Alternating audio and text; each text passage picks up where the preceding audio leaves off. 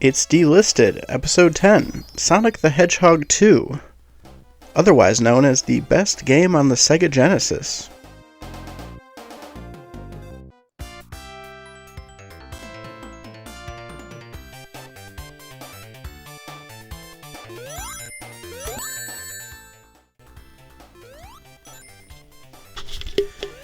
Sonic the Hedgehog 2 is a 1992 platform game developed by Sega Technical Institute, or STI for short, for the Sega Genesis.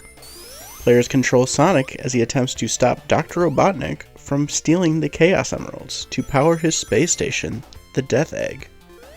Like the first Sonic the Hedgehog from 1991, players traverse side-scrolling levels at high speeds while collecting rings, defeating enemies, and fighting bosses. Sonic 2 introduces Sonic's sidekick, Miles, Tails' Prower, and features faster gameplay, larger levels, a multiplayer mode, special stages that featured a pre-rendered 3D graphic. After the first Sonic the Hedgehog greatly increased the popularity of the Genesis in North America, Sega directed STI's founder, Mark Cerny, to start Sonic 2 in November of 1991. Members of Sonic Team, including the programmer Yugi Naka and designers Hirokazu Yashura, moved from Japan to California to join the project. Sonic 2 was intended to be faster and more ambitious than the first game. The development suffered setbacks, including cultural differences between the Japanese and American staff, and numerous levels were cut due to time constraints and quality concerns. As with the first game, Masato Nakamura, a member of the J-pop band Dreams Come True, composed the soundtrack. Sonic 2 was widely anticipated, and Sega backed it with an aggressive $10 million marketing campaign. It was released in November 1992 to acclaim and receive numerous year-end accolades, including 2 Golden Joystick Awards. Critics considered Sonic 2 an improvement over the first game and praised the visuals, level design, gameplay, and music, but criticized the low difficult level and similarities to its predecessor. Sonic 2 grossed over $450 million and sold 6 million copies by 2006, making it the second best-selling Genesis game behind the original Sonic the Hedgehog. Sonic 2 solidified Sonic as a major franchise and helped keep Sega competitive during the console wars of the 16-bit era in early 1990s. It continues to receive acclaim and is considered one of the greatest video games. Sonic the Hedgehog 3 and Sonic & Knuckles followed in 1994. Sonic 2 has been re-released on various platforms via compilations and emulation. A remake was released for Android and ISO in 2013 and ported to consoles in the compilation Sonic Origins in 2022. A number of Sonic 2 prototypes have leaked since the release. The first, discovered in 1990, played a significant role in the development of the game data mining community. Before I talk about the game's level first. So let's talk about the levels for Sonic the Hedgehog 2. And we'll start with Emerald Hill Zone, which I feel like the developers chose to play safe with the very first level of Sonic the Hedgehog 2, Emerald Hill Zone, sharing much of its visual identity to Green Hill Zone of Sonic the Hedgehog 1, which was not only the most iconic level in that game, but I would argue it is the most iconic level in the entire franchise. Emerald Hill Zone, borrowing much of its palm trees and green grass and waterfalls, does not really surprise me, but it does make it more of a, I guess, callback to the first zone in Sonic the Hedgehog 1. Still has a great song, and is still very fun to play to this day.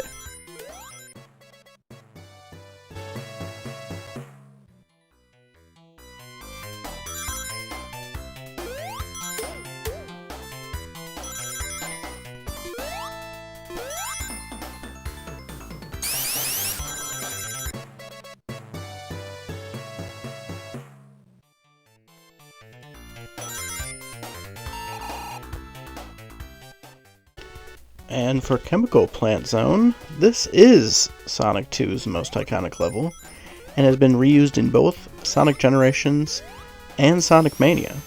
The Cold and Sterile level is really quite a departure from Emerald Hill. When I was a kid, I must have drowned during Act 2's block climb dozens of times. That music, while you're running out of air, manages to still be stressful in every playthrough to this day. I also feel like I clipped through the boss after the killing blow into the chemical to lose a life far too often.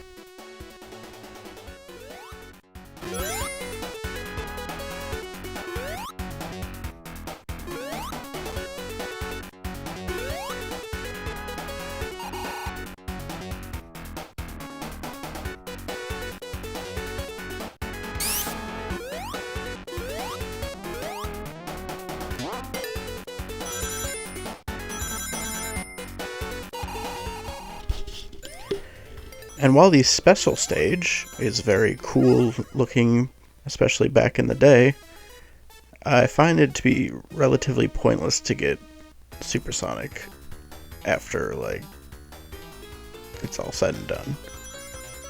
Because you can't even have rings for the last boss, so what are we doing?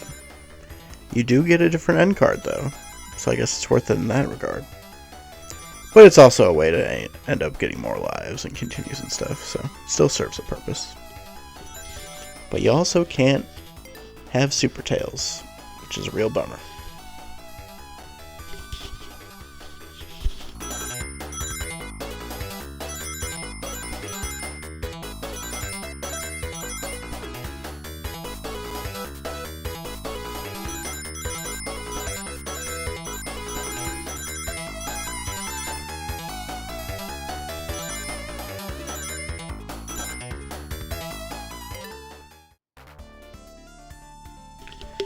Aquatic Ruin Zone is one of my favorite zones in the entire game, and has one of the best songs in the entire game. It helps that although it is a water zone, there is an upper path, so you can basically ignore all of the water sections. And I also like the boss at the end. Very creative and different than pretty much any of the other bosses in any of the other games.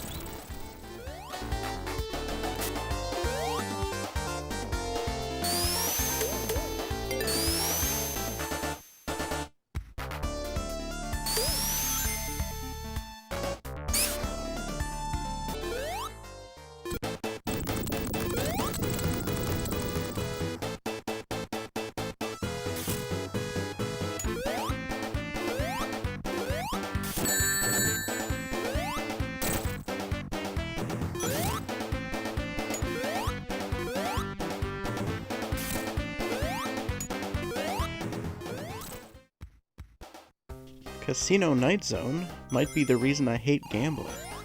I can't count how many times I'd accidentally bump my way into the slots, only get 3 Robotniks in a row and lose all my rings.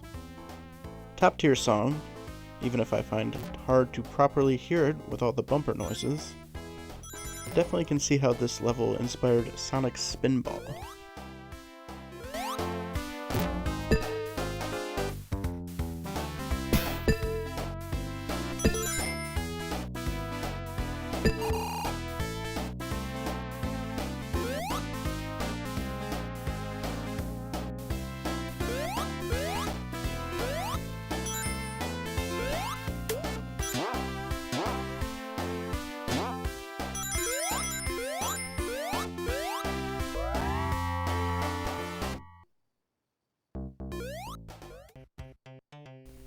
Hilltop Zone feels like a continuation of Emerald Hill Zone, but you're higher up. It has borrowed mechanics from Sonic 1 with the seesaws and lava returning. Overall a fun area, but fairly easy to skip a lot of it by going through the upper path. Also is a very funky song, which I like quite a bit.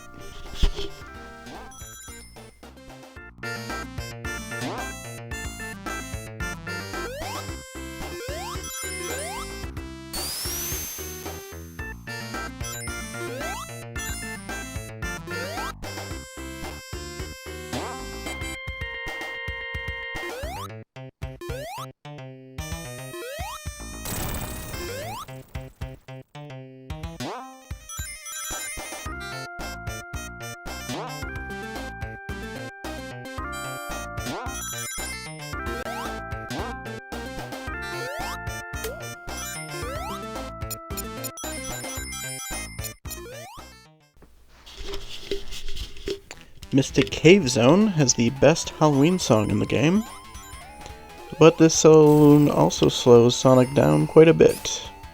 I never really found it annoying though. Feels a little like you're an explorer rather than waiting around.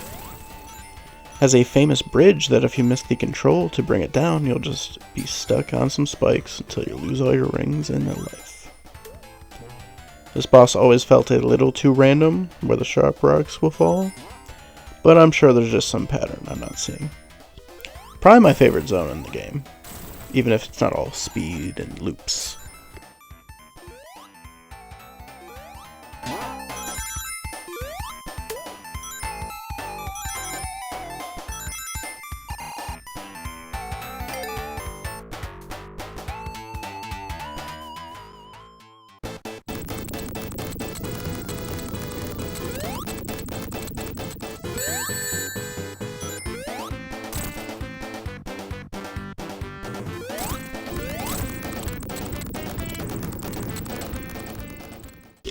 Oil Ocean Zone has a very unique song throughout its level.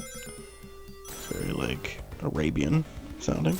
Overall, a very cool looking and sounding zone, and it's possibly the last one that's fun to play.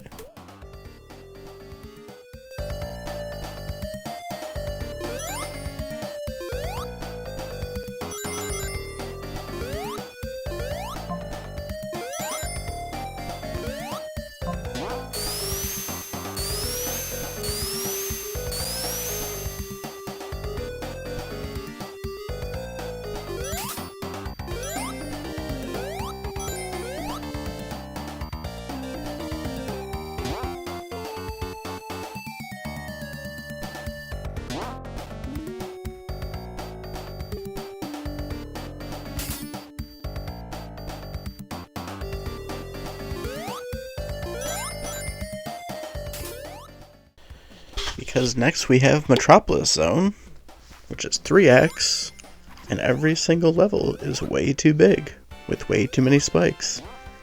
And 2 of the most annoying regular enemies in the entire game. Actually 3.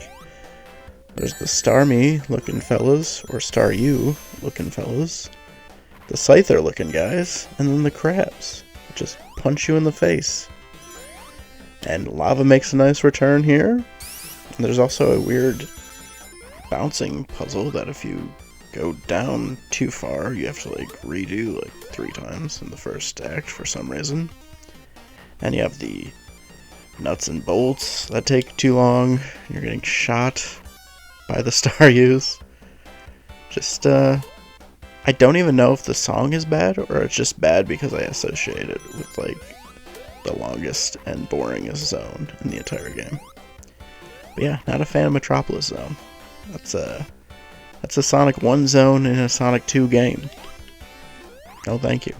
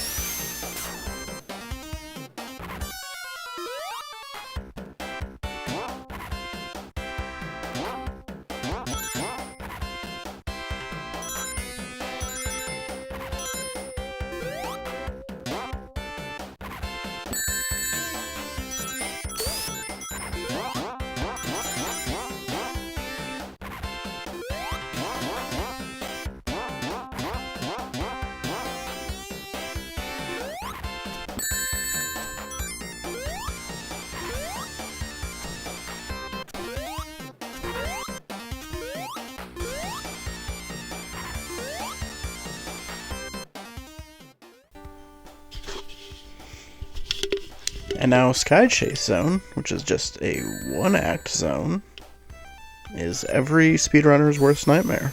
It is an auto-scroller, and this one also seems to take forever. But it is nice to have Tails fly around, or Sonic if you're playing as Tails. So that's cool. But overall, it's just kind of waiting around, try not to get shot. You're on an airplane. It's whatever. It's a whatever zone. And it's not even short.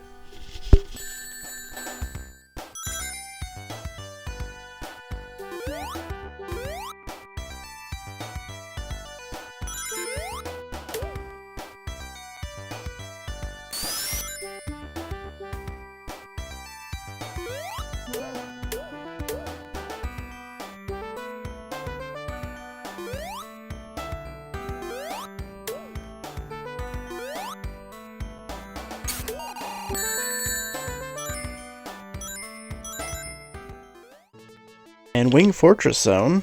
So I probably jumped the gun a little bit. Said Oil Ocean Zone was the last fun one. Wing Fortress Zone is fine. It's whatever. It's got a very victorious sounding song. And overall, it's fun to like navigate the plane, working your way up. The last boss in the zone is kind of bullshit.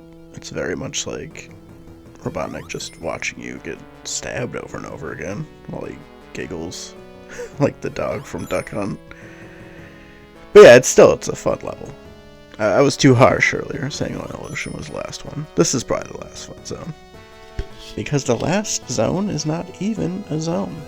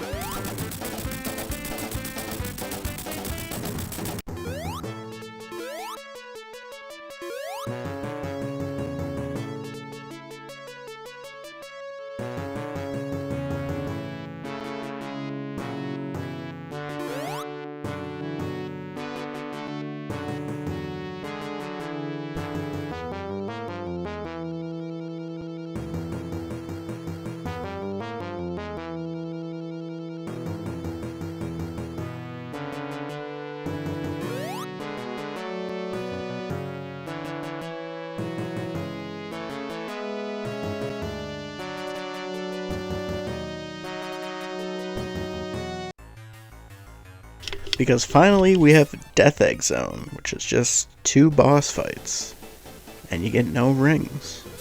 Which again is why I bring up, don't even bother getting Supersonic, because the one time you would need it, for 2 bosses in a row, you can't even have 50 rings.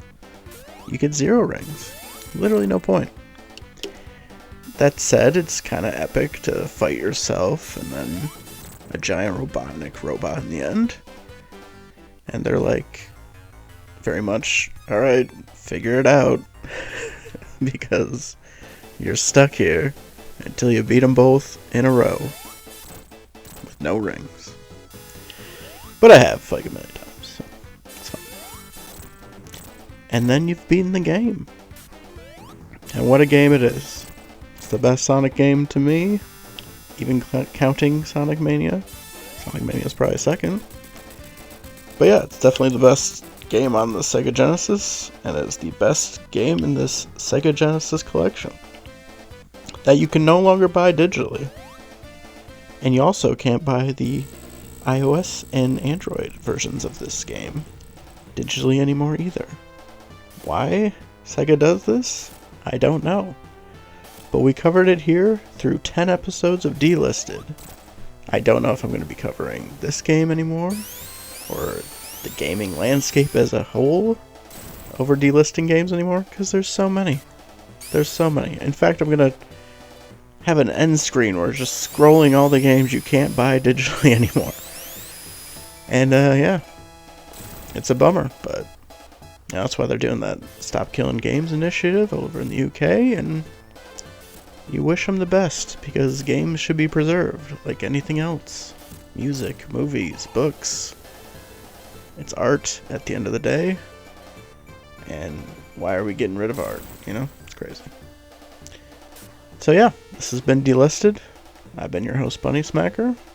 Thanks for joining me on this journey. I still plan on reviewing games and talking about old games on this channel, but yeah, I think we're done. We're done with this collection. We got 10 out of 60. There's 60 games in it. We did 10 of them. Ended on a high note. Sonic the Hedgehog 2. Alright, well, thanks for listening to me, and see you in the next one. Whatever that may be. Same bunny time, same bunny channel. Alright, see ya.